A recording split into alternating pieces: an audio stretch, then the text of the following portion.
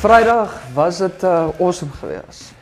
In 2008 was ek by 'n Daniel konferensie en Angus Bakken het die mense vorentoe geroep wat nie kon kinders sê nie.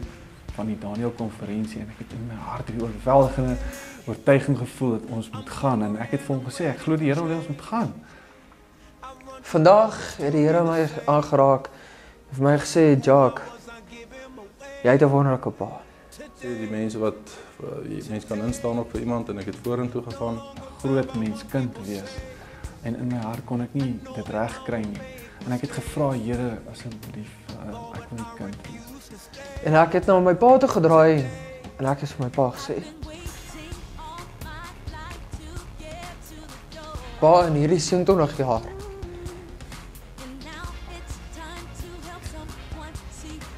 is jy my pa en ek is lief vir jou.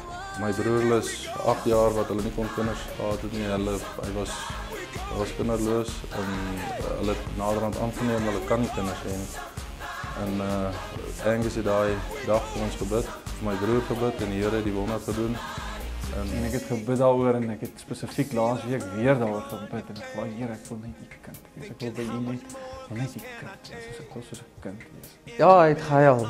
Hy het vir my gesê, my seun, maar soveel dinge wat ek en jy gaan doen.